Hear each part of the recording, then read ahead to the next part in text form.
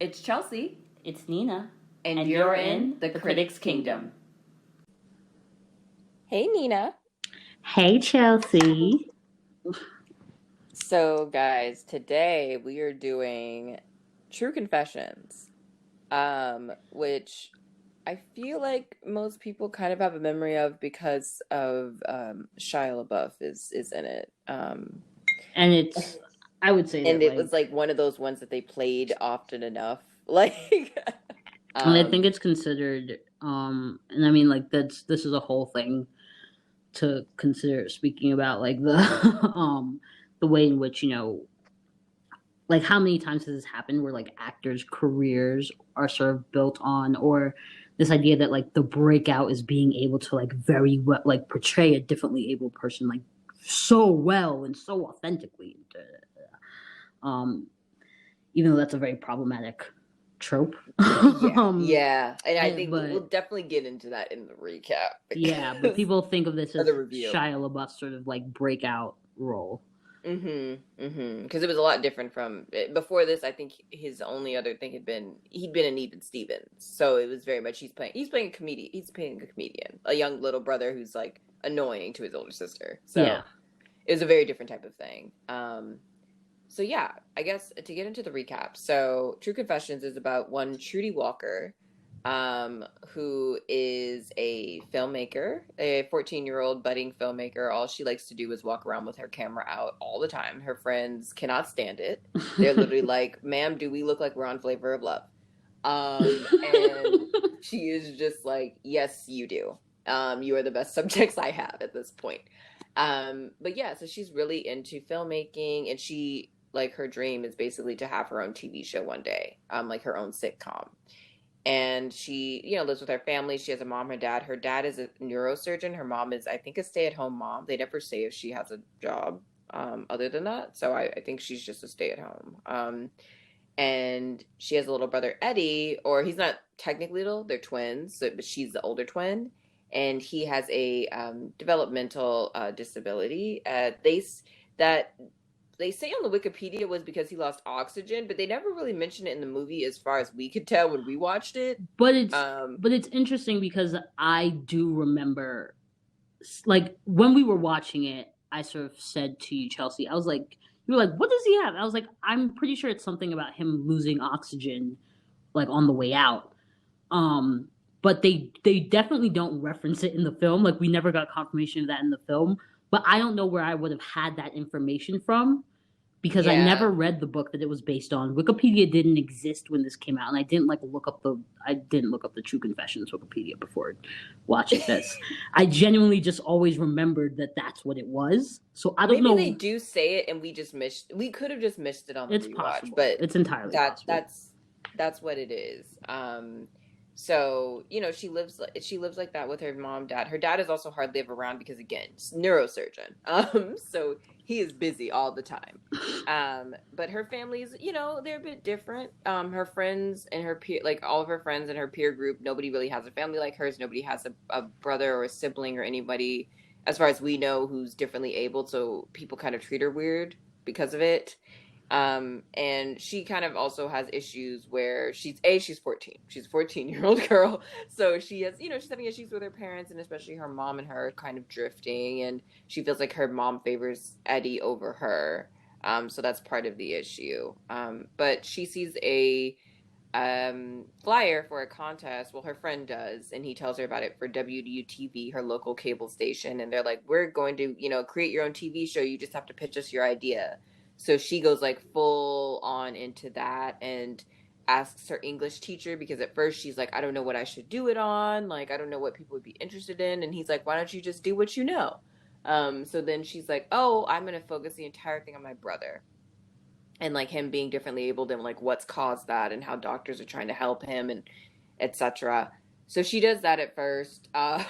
Shows it to her friends, and when she like does, compiles the whole thing, because she interviews one of her dad's neurosurgeon friends and like basically does a like scientific view of like, here's what it means if you are differently abled and it's caused by a lack of oxygen or a loss of oxygen when you're being born.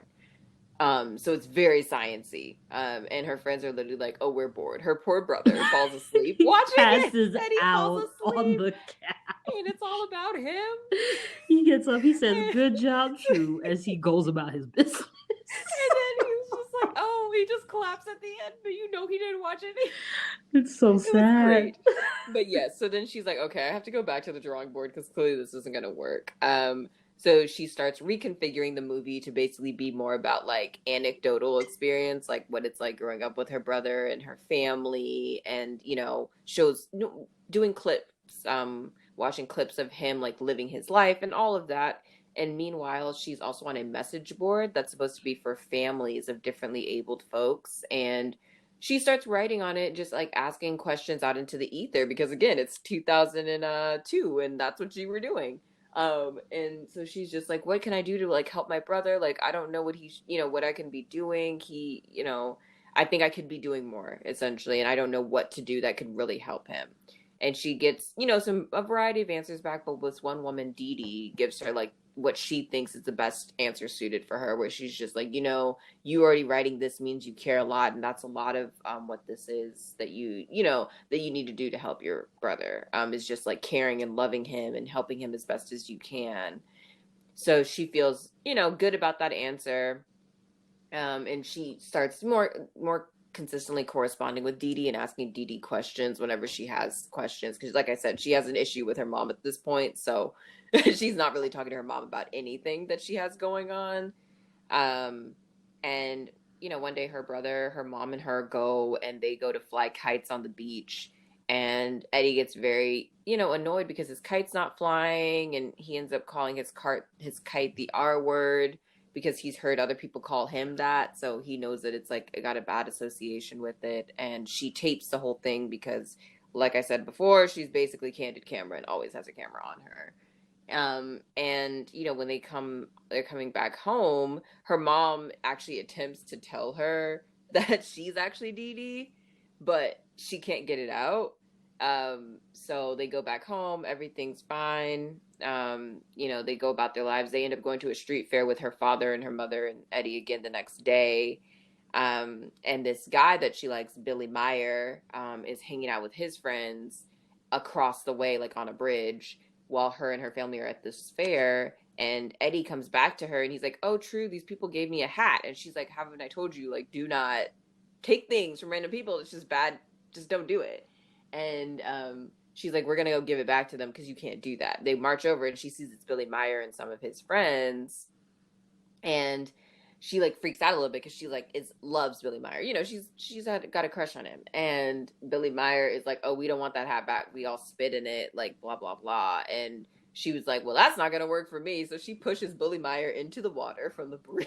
Which is the single time that I'm going to say, like, we know Disney has a problem with children, doing very harmful, potentially fatal things to each other. This is the one time where I am perfectly cool with her pushing that boy off that bridge, because he full on deserved it. He completely did. I wish there had been a current to take him away. Because everybody in their town, or at least everybody that goes to their schools, knows that her little brother is developmentally disabled because he goes to school with her. Like, he's just in the differently abled class. Like, he's still in high school with them. So everybody knows. Like, it's like, so you were just being cruel. Like, you're being cruel and you're being mean. So you deserve to be pushed into the water. But after that, Tru kind of spins out. Like, she's just like, because it's just like, it's been a lot for her, and it's already, all this stuff is already weighing on her, just being with, being in her family, and she already feels like she's a freak at school. And then the first time she really ran into Billy Meyer outside of school is because he was like a delivery guy, and he basically sees like Eddie in action. And that's when he basically is like, "Oh, this girl is like a freak. Her family is like freak. Like, I don't want to be associated with this, all of this." So she spins out once this happens. It's kind of the tipping point. Her mom ends up then telling her like she's Dee Dee because she overhears, she says the exact same thing that Dee Dee said to her. So True ends up winning the contest, so she goes and tells her mom. She's like, "Oh my God, mom, I won, I won, I won!" And her mom's like, "Great, didn't you know you can always overcome your obstacles if you try hard enough?" Which is exactly what Dee Dee says to her, something along those lines. Dee Dee says to her, and she immediately knows, like, "Oh, you're Dee Dee." So then she freaks out again. She's like, "Don't lie to me." So after they end up talking it out, and True is fine, and her mom is like, I really just want you to tell me things. You don't tell me things anymore. And True is like, well, maybe if you didn't lie to me, I would. And she also thinks that apparently her mom's got like some like weird plot to like hurt her by getting the information. It was the most teenage perspective on that I've seen. So yeah, they end up talking it out. It all ends up being fine. True ends up, when she wins the contest, they're like, we're going to show your video, at like 8 prime time tonight. So she's at first nervous. She's like, oh my God, my schoolmates are going to see it. Everybody's going to think I'm crazy. Like, they're going to think our family's weird and freaks and like all of that. But she ends up, it shows and everything is fine. Her family loves it. She goes to school the next day. Everybody loves it. Her brother is really happy. He's basically like a celebrity, so he loves that. And then her dad comes home and he's like, my good daughter, I'm not in this film. And then she shows him all the few clips that she had, which was like 3 clips, and all of them are him yelling at Eddie. And she's like, I didn't want you on there because like that's just rude to you. I was trying to protect you, Dad. And then he realizes like, oh man, I'm like never home. Like I need to do better and also have more patience with my son who is differently abled. And then towards the end, we kind of see her realize that like she's going to continue to grow older and live a normal life, whereas Eddie's not going to really be able to have the exact same experience as her. So that kind of makes her sad, but her and her mom talk it out, and she's like, okay, like I understand that that's just kind of what this is, and that's just what it's going to be. So then we see that her dad's now trying to be around more. Her mom's trying to listen to her more. She's trying to tell her mom more. And she's trying to also hang out with Eddie more, because there had come a point where her brother, he literally says to her, he's like, you stop playing with me. Like, I want to play still. And like, you don't even hang out with me anymore. So she tries to like make a conscious effort to do more to, and help him out and to play around with him and just be around more. So everybody basically is like, we're going to try more by the end. And that's basically the recap for Tru Confessions. And we will be back with our review, considerations, Yes. thoughts after these messages. Okay, so for the review portion, I guess first thoughts, I mean, it's like, still solid. Yeah, still solid. yeah. The overall movie, I think, was still solid. It's still, I think if we're going to already get into the kind of thorniest issue with this one, which I feel like is you're doing a movie about differently abled people, but not casting differently abled people to play the roles. Yeah. I feel like that's kind of like still the biggest, the most glaring thing, especially looking back now, for me. And then I think just doing a movie, but also acknowledging that at the time doing a movie about differently abled people was a groundbreaking thing for Disney to do, yeah, especially through the lens of children, right? Not from a sort of outside looking down or a deeply dramatic version, like the first thing that comes to mind that existed sort of in or around this time period was like What's Eating Gilbert Grape, and how people like loved that shit. Mm-hmm. Another situation where Leonardo DiCaprio suddenly like everyone's obsessed because of his ability to portray people who behave differently. But I don't know. There's still something. I don't know. It gets interesting because I think it's just a matter of how is that line tread? Mm-hmm. Should I, or not should I, but should it be a thing of where we allow differently abled people, and I kind of live more in this realm than not. Let me just make that clear before I even begin. But should we give differently abled people the camera? let them like record a film and like actually show me what the world looks like through your eyes, rather than like this supposition of what we think the world looks like through like this lens of essentially being like a happy fool, which is, it's the whole, it actually ends up being the whole like crux of the show. Like that's the conclusion that our main character essentially comes to, is that her brother, for all of his, what we see as issues, he's actually just so happy and so blissful and he's so content and he's always the happiest member of our family. And like if he has a bad day, the next day isn't as bad, type of thing. And they do kind of get into it a little deeper, where they bring up the fact that like he knows that he's different and he knows that it's a bad thing. He uses the R word and he knows that it's something wrong. It's not just that it's bad, it's like it's fundamentally not correct. He understands all of that. So like they do, like, in a sense, kind of complicate the happy fool nature of it, but it's still that idea of, but he just moves on. Which is, first of all, like that's true of most people. Like most people have bad days and then move on. Like that's not something that is particularly only to the ignorant or the unintelligent, because that's how it's painted. But sort of like even beyond it, just like, even if it's true, I feel like we don't do a very good job of like verifying that it's true, because we don't give them the camera, because we don't let them act in their own films, like we don't, or, attempt to write their own things. Like we don't do a very good job of sort of like creating the space to actually explore whether or not our notions that are conceived through a neurotypical lens are actually remotely valid. Exactly. No, I feel like that's the biggest thing, and I feel like it's also still to this day such an underrepresented, like differently abled folks, neurodivergent folks are very underrepresented in media. Like it's crazy, and I feel like of everybody on the differently abled side, I feel like you get the deaf and hard of hearing community to a degree.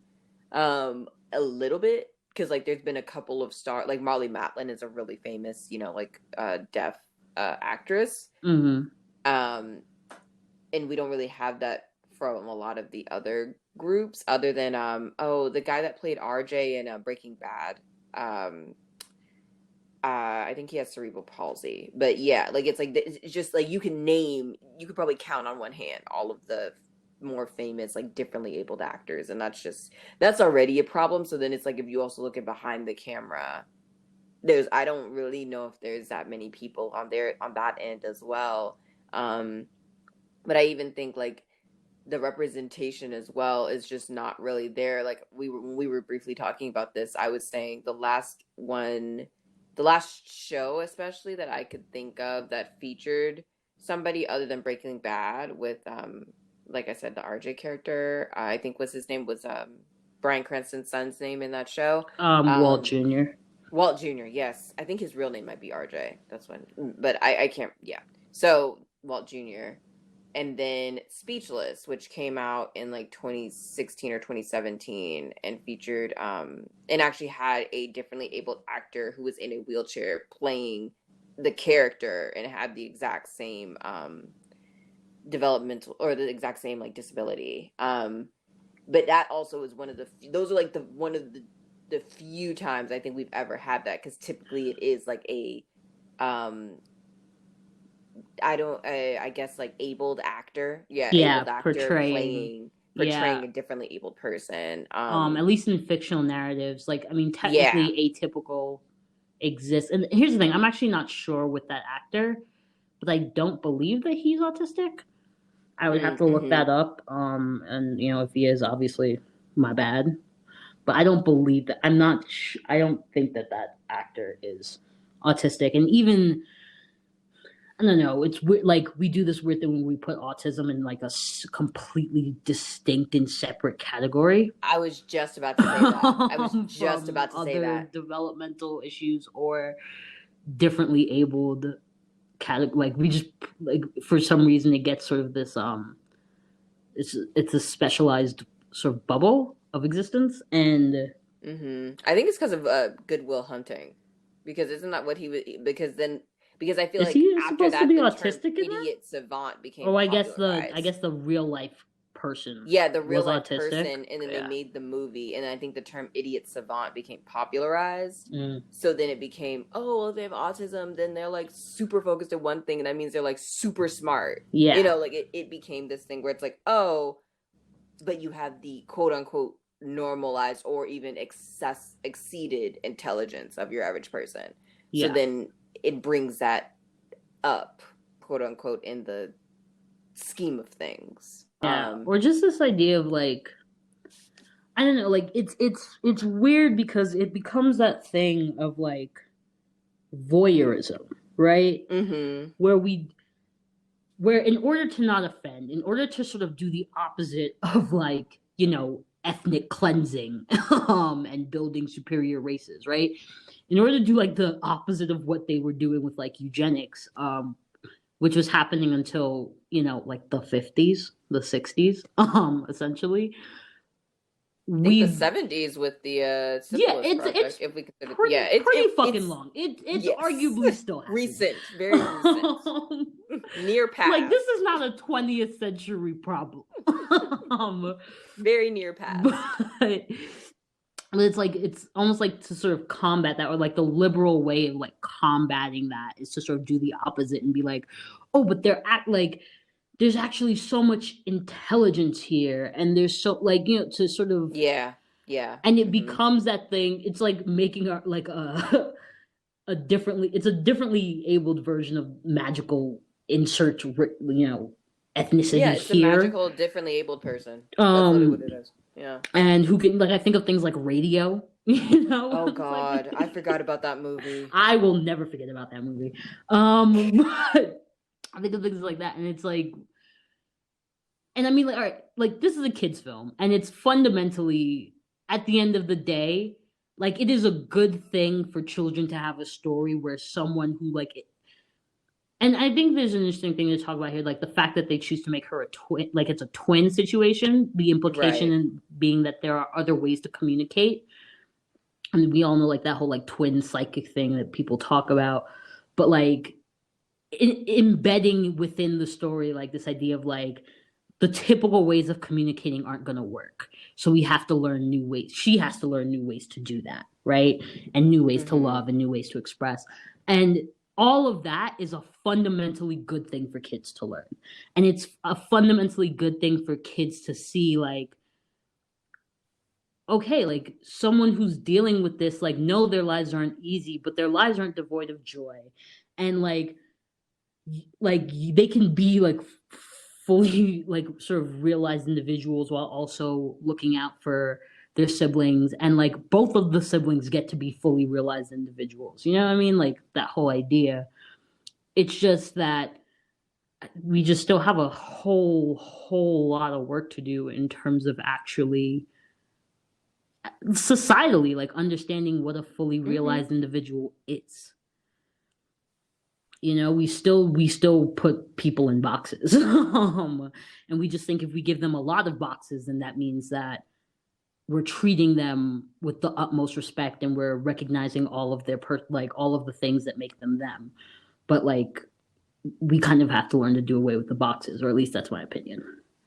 Yeah. Well, and I think it's also doing away with the idea that somebody is having a worse life than you because they're different from you. Yeah. Because I feel like that's like the crux of it. Because I know I've read some of the discussion around like specifically in the deaf and the hard of hearing community, and how there's a lot of there can be a lot of mixed feelings around like getting implants and stuff, because they're like, you're automatically assuming, you know, like when people give their babies implants, when they choose to do that, make that decision, and it, you know, it goes around on a lot of abled social media, and people are like, oh my God, this is so exciting, they can finally hear their mom, you know, like, or whatever. Yeah. And then for a lot of people in the deaf and the hard of hearing communities, they're just like, you're to a certain perspective, it's like you're doing such a messed up thing because you're not even giving that child a chance to live how they were born. Yeah.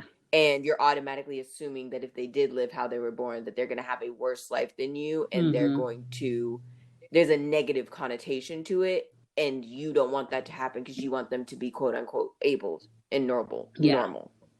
And So we found all of these different ways to make people abled. Right. Not that they're not decent. You know what I mean? Like, it's good that the technology is there, but it just gets into that whole, like, it gets into a very like, it's like, because we only see things from an abled perspective, and it's like you can't automatically assume that somebody living their life as they live their life is worse than yours just because they have to do things differently just because of how they were, you know, born, or something that happened, or whatever. Like, it's like that those two things are not automatically correlated. I feel like that's like the crux of the issue for a lot of people, is they pity and they think that things are worse. And therefore must change.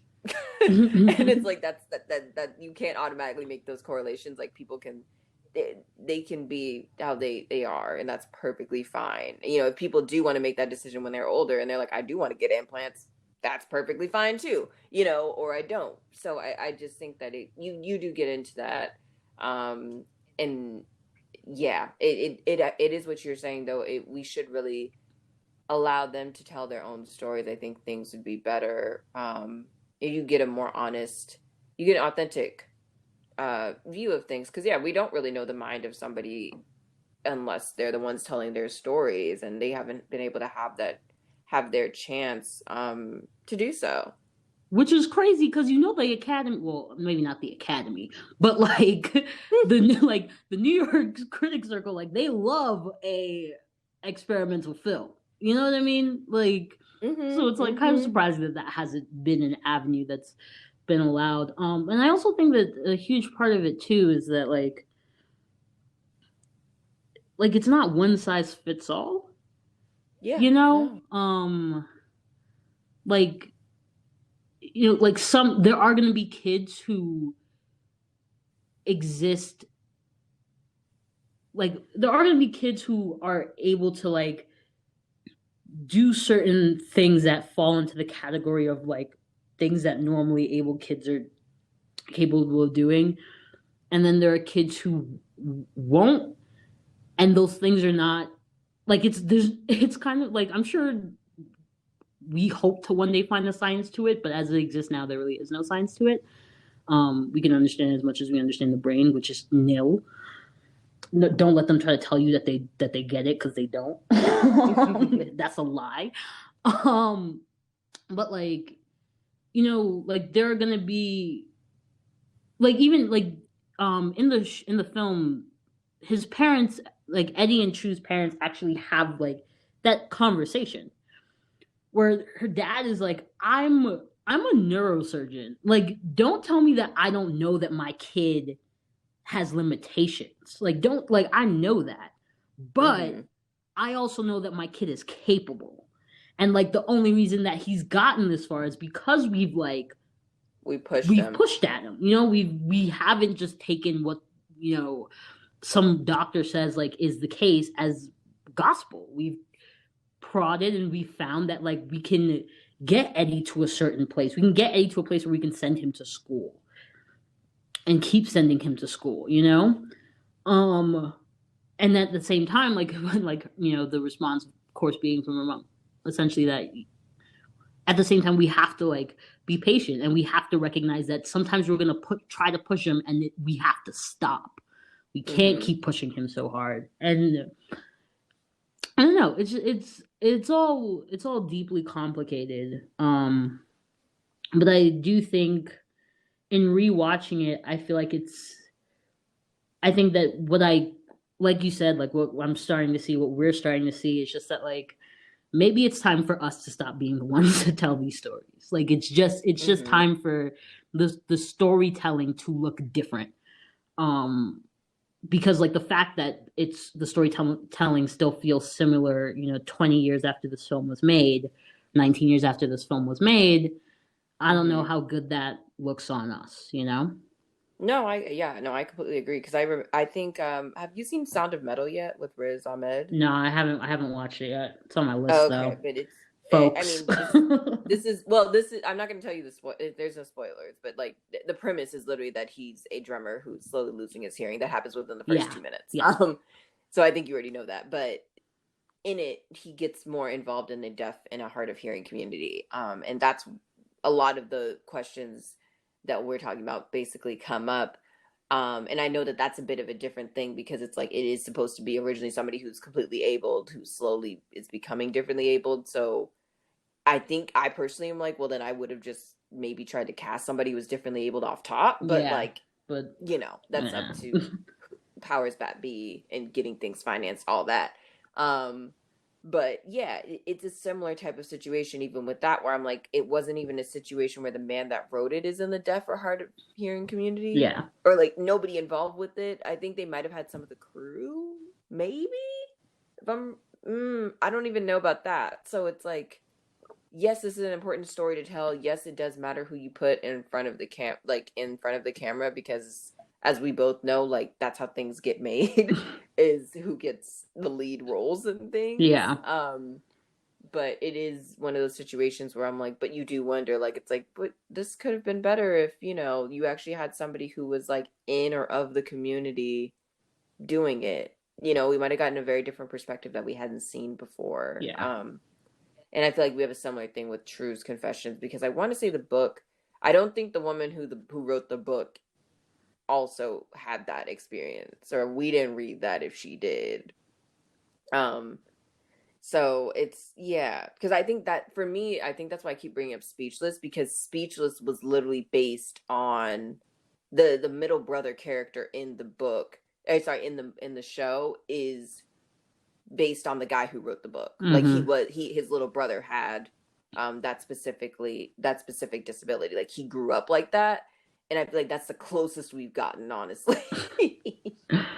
It's like a sibling who like actively grew up with it, in the household. So yeah, I think we definitely need to move the whole differently abled conversation forward, though. Like it's sad. Like it's very sad. The conversation, not the people. Well, just to Literally, be clear, like the fact that the conversation is quite one note.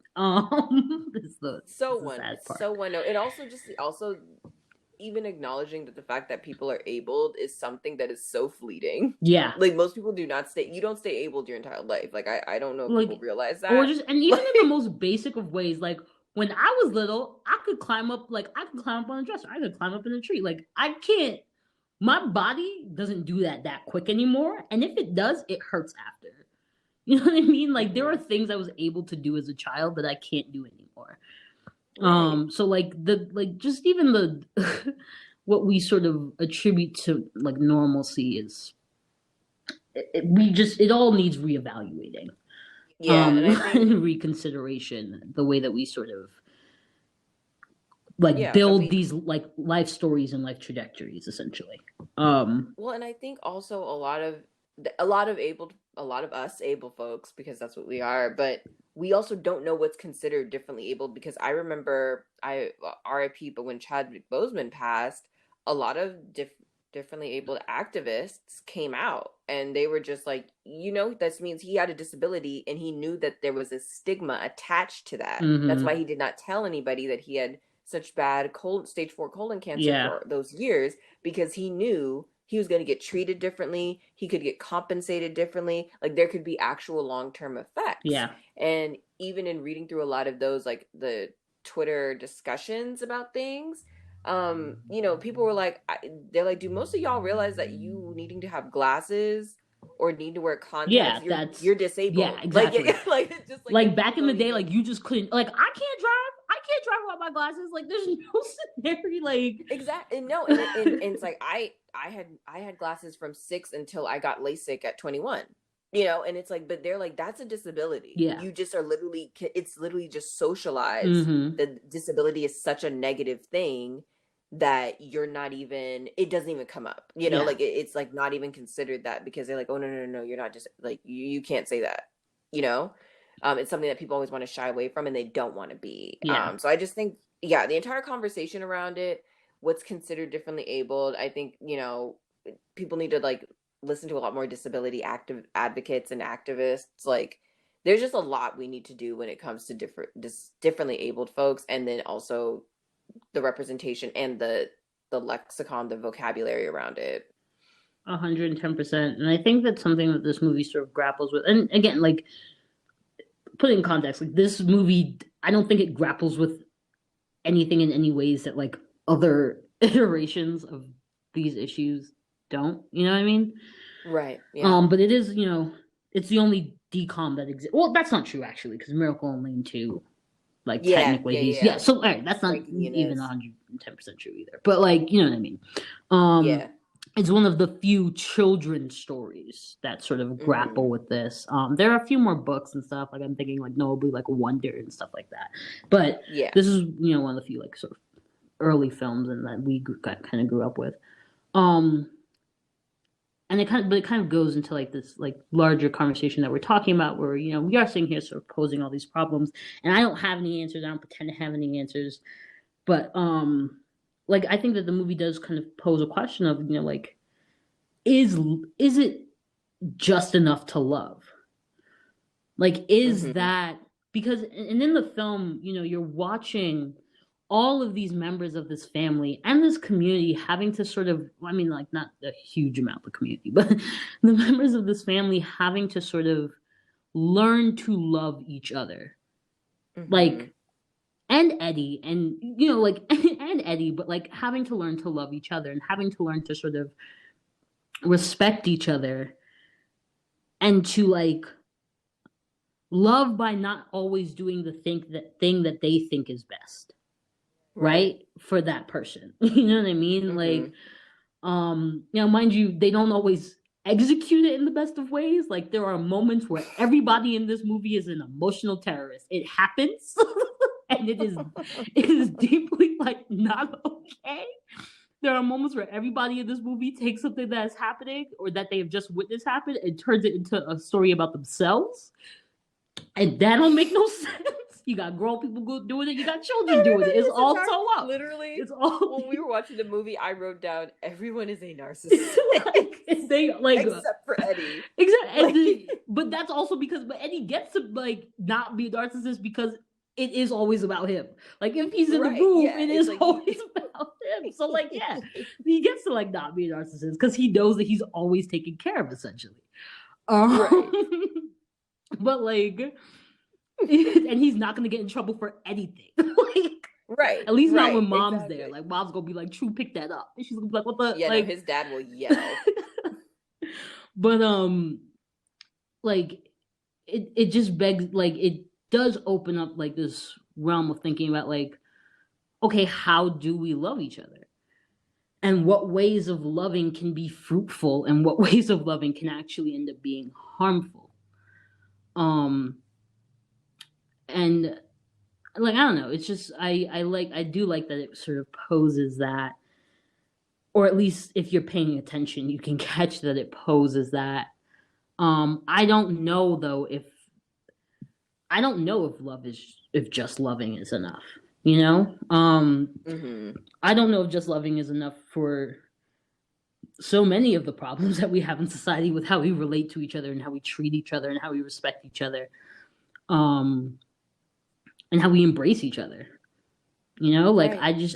I don't know if that's true. I would like to think that a constant attempt to love better will only make better people of us.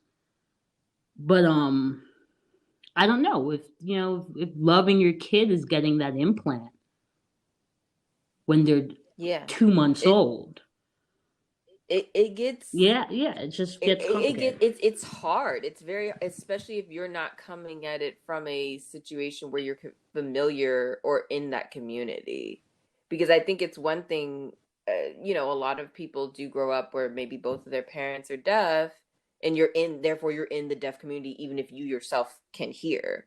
So you're gonna have a different take on it than somebody who's, like, only grown up or who's only been socialized and grown up around abled folks or folks who can hear, and then suddenly you have a baby that can't hear. Then it's like, it's a complicated situation, and I also think like I'm definitely not qualified to tell anybody what to do because I'm not in the hard of hearing or deaf communities. But it's a hard one, I think, on both sides, but it's up to, like, I think now that I know a little bit more, if that were to happen to me, I would probably say once the child gets of age and can make that decision and consent for themselves, that they can do what they would like to do. Yeah, Especially if it isn't something that's like it's going to change, but that also isn't what typically happens. So I don't know, it's hard. and it is a lot different when it's something physical as opposed to like I think about, like I have a godson who is autistic. He's the light of my life though. Like he's amazing. Like the like funniest, like best little kid. But I know, for example, a question of like, where do I send my kid to school? Mm-hmm. Like if my kid comes out like, differently able or developmentally or neurologically atypical, right? Where do I send my kid to school? Like, do I send my kid to regular school while like they're still young and and all kids are a bit neurologically atypical? So my kid's not going to stick out that much, and then switch over to a specialized school when they're going through puberty?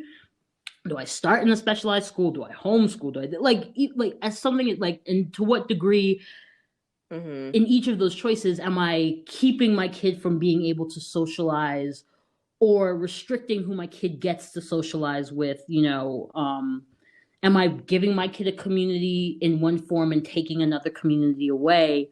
Am I putting them somewhere where they're not going to be pushed versus putting them somewhere where they're going to be challenged all the time? Like it, and like in all of that, you love your kid. You know what I mean? And everyone who's making those decisions, like they love their kids, but it's just, it ends up coming down to judgment, and like sometimes the judgment is wrong, and it's not always your fault. Like you're raised in a certain society, you have certain tools at your disposal, so like, and sometimes you might just make the wrong call, but like it's like, is love enough in those sort of scenarios, like to be able to make those decisions and sort of trust that you're making the best decisions in looking after somebody who's different from you? I feel like you just don't, that's the thing, is you don't know until the child until the child is older in this case, like and they just have to tell you, be like, wow, I hate that you did that. It's like, well, and if they I'm can't sorry, tell you, know. like, I'm saying, then if they can't tell you, like then it's even. You just have to hope that you're making the right decision for your child, and it's. I feel like parenthood in general is a lot of even before you get into if your child is differently abled or requires some more care, XYZ, it's a lot of that too.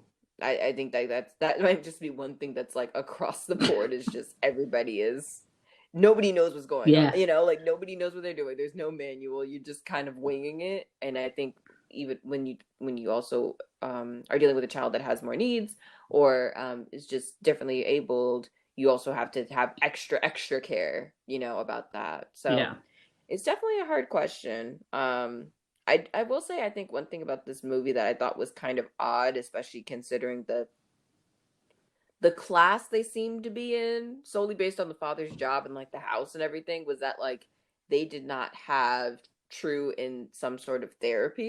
It's not, that don't make no damn sense. Like in a funny way, but also like in a real way, I just find that very odd. Like I'm just like, I don't know. I'm like, especially once you started seeing her kind of acting out. Yeah. Because maybe before then, when she was a child, I think they were a lot more similar. So they probably didn't have any real issues, but it's clearly like once she gets like, she got 12, 13, 14, she's now starting to realize like, how things are going to be going as she gets older, and how he's experiencing things different from her. And then also she's feeling ignored, and she's in puberty. There's a lot of stuff going on. And I'm like, if I were a parent, I think I probably, when she initially started like pushing me away, been like, maybe you should talk to somebody, because I think there's a lot of things on your mind, because she was also going on a message board to ask, like, I don't know what to do about my brother. Like, she clearly had this feeling of intense helplessness. Yeah. And it's like somebody could definitely help her with that if she doesn't want to talk to you guys. And you guys also probably don't know how to, like, parents can do a lot, but like, unless they're psychologists, they really don't know how to. And if they are a help you psychologist, out it's a lot conflict with of those types interest. of things. Right, and that's the thing. And even if they are a psychologist, you should probably go see somebody else. So yeah, I feel like that was like one of the bigger things that I also noticed in this one. I'm like, I think Tru needs to be in therapy. And so does like all of them need to be in therapy. Let's be very clear about that.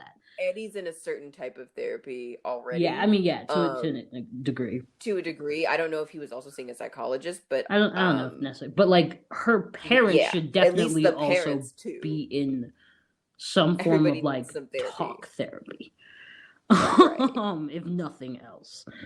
Because it's stressful. It's a stressful situation.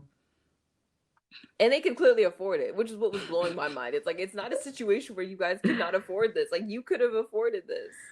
But I mean, this is also, in theory, it's a time period. Oh, I don't know. Because, like, I feel like by the 90s, therapy was fairly normalized, at least amongst, like, the upper middle class. Upper middle class white people were seeing therapists for years by this point. Yeah, like, it wasn't like a strange thing. Yeah. Or at least on the coast they were. Maybe that's not as true wherever they were. No, but they were on the coast. They were in like California. They flew kites. So I don't know, man. I don't know. It was just one of those things that I noticed, and I was just like, I feel like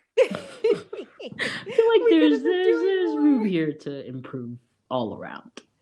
Is the general gist. So okay. Chelsea, do you think that you would show this to your kids? Yeah, I think I would show it to them, but I would also do it with the cat. This is also assuming that by that time there's not a children's movie that's developed for kids by people that are neurodivergent and or differently abled. Because that would be the ideal. If I could. But yeah, I would say in absence of that, which is more likely in the society, I would definitely show it to him with a caveat and be like, please know that nobody in this is actually differently abled, and we should be looking to differently abled folks to actually tell us what this life is like, and to not take this as the end-all be-all for the differently abled experience. Because I think that's kind of what kids do, because especially if this is your first brush with it, that's what you're going to do. Yeah, that's very wrong. Because you're like 10, you're like, it's like, I get it now. I understand the whole thing, and you just move on. I understand all of it. It's like, no. Come back. There's more. So yeah, I think I would do it, but with caveats and with, I think it should be taught or should be done similar to how I would think I would be teaching my kids Black history. Yeah. Which is always, and then also constantly with supplementary material. we go do it, but we also go get some, some first-hand accounts. We also go do, right. If there's some more like children, and I'm sure there are children disability advocates. I even think of somebody like Greta Thunberg, who is autistic. Though I don't think she's done anything specifically for kids yet, but I wouldn't be surprised if that eventually happens because she's so young. So yeah, I think I would definitely be like, but we need to like actually listen to the people that like lived this experience. You know? What about you? It's interesting because it's not like I have no qualm. Well, that's not true, but I'm not. I love how I do this all the time on this podcast. Like I start saying a phrase and then I'm like, wait. That's just false. Just take that back real quick. I don't know if I would go out of my way to show it to my kids unless I felt that there was truly no other material to like engage them with these ideas. Um, I would really hope that that's not the case. Like, desperately hope that that's not the case. I also wouldn't know necessarily, like, like my kids are gonna be black no matter what. Like, they're gonna be black. Black things are gonna come up. Like, I'm gonna have to. They're just gonna come up. I can't anticipate how this is gonna come up as a topic. So I can't, in my head, I can't tell, like, is it going to be like when they're like 5? Is it going to be when they're like 10? Like, I don't know when it's going to come up. And to what level I will have to really shepherd this, like, consideration and engagement into their lives versus maybe them, like, coming to me with questions about it, But that being said, like, I guess if I ever reach a point where I realize that, like, my kids have no engagement with something of this nature, then I would, and this is what I have, like, I would choose to show them this film. Because I do think that there are some things in it, even beyond, like, and I think it comes back to that whole idea of, like, loving really well. Like, I know when I was younger watching this film, I have a little sister, and I did not like her for a long time. I just wasn't about, like, I was like 5 when she was born, and I was like, I'm really happy being an oldest child and the baby of the family. So, like, I don't need a small thing kind of taking up my attention. And I do remember, like, watching this film, and my little sister's not differently abled. She's not, like, neurodivergent in any way, shape, or form, but, like, we're different. We have very different personalities. We like different things. And I remember, like, this was a film where it was one of those films that, like, hit me in a way of, like, yo, you gotta love your little sister. Like, that scene where he gets lost in the library and he's, like, calling out for her. Like, I think about, like, there was one time we were on the train and, like, I don't know, essentially something really, like, I don't know, someone got stabbed or shot on the train or something like that, and I had to, like, run out with my little sister, and I was maybe, like, 13, and she was, like, 8 or 7, and she, like, left her flip-flop, and I had to go back and get that while also getting her out of the train, just, like, this whole thing, and it's, like, just, I don't know, I put this in the category of, like, if nothing else, it's a very good story about, like, love and, like, looking out for people even when you don't like them that much at that moment, right? Like, your family is your family and they love you. And like, when you're the older one and you're the more abled one or whatever, yeah, you gotta look out for your sibling. You gotta take care of them. Like, you gotta do that. And they're gonna show you things and they're gonna teach you things and they're gonna take care of you in other ways too. But, like, when it comes down to it, like, that's who you have. Like, that's who you came into this world with. That's the closest person in this world to you. They're twins. Like, they are genetically the closest that they will ever be to each other. And I think that that's always a good thing to know and to have reflected back to you, especially when you're a kid and, like, you get mad at your sister for stealing Skittles. You know what I mean? So yeah, I think in that regard, like, it's an if it comes up kind of film, Yeah, no, I agree. I think that's a perfectly good way to do it as well. Yeah, I mean, I just feel like overall, like we said before, I just want to kind of reiterate the points that, like, we just need to have more conversations. We need to move forward the differently abled and neurodivergent conversation and put disability activists and advocates who are disabled themselves to the front of it. Yeah. And not get in front of them. And I just want to kind of shout out, like, 2 that I follow on Twitter. Haben Girma, and her Twitter's at Haben Girba. She actually was the first, I think, deaf and blind woman who graduated from Harvard. And she's Ethiopian. And she was, like, really in front of the Black Disabled Lives Matter movement. And then the other woman is Imani Barbarin, and she's at Imani_Barbarin. And she's also a disability advocate and was talking a lot about it during Chadwick Boseman's passing. So I just think we need to like put a lot of the disability advocates and activists in the front and learn from them, and then also let the folks tell their own stories. That's just gonna be. No, We're that's just the gonna biggest put that thing. as Can you take anything from this episode, please? DCOMs. We need to The let one them thing we tell need their to own know. stories. Just Let people tell their own it's the stories. log line of this season. Let people tell their own Or stories. or if you absolutely cannot do that for some strange reason, at least let them be in the story. Although you probably can. Like you probably can. You definitely can. Let's just be You very clear. definitely You probably can. But I know some of y'all will be like, put them in the movies, put them in the shows, like fill the casts with differently abled people of all different races, ethnicities, all of that. Because again, this is also not something that solely happens to white people. This is true. That's another thing, because I also do find that when even the few times we do get differently abled representation, it's very white. There are differently abled Chinese people, there are differently abled Japanese people, there are differently abled Black people, Latinas, Latinos, everybody, Native Americans. Like, it needs to be a lot more diverse as well, but we also just need more representation in general. And on that note, yeah, we will. I think with that, we're done yelling. Yeah, for this week. exactly. We'll try not to yell as much next week. A little bit less.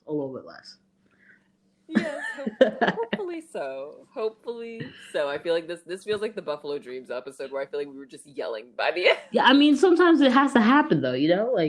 Sometimes it has to happen. It's true. Everybody needs a good All right, dressing guys. down every now and then. That is very true. In America, definitely does. Especially the entertainment industry. Yes. But yeah, all right, guys. We will talk to you next week. Thanks for listening to this week's episode of The Critics Kingdom. Don't forget to follow us on Spotify and SoundCloud so you can stay up to date, as well as interacting and letting us know what you guys think on social media. You can find us on Twitter at Critics Kingdom and on Instagram at The Critics Kingdom. We're excited to talk to you again next week.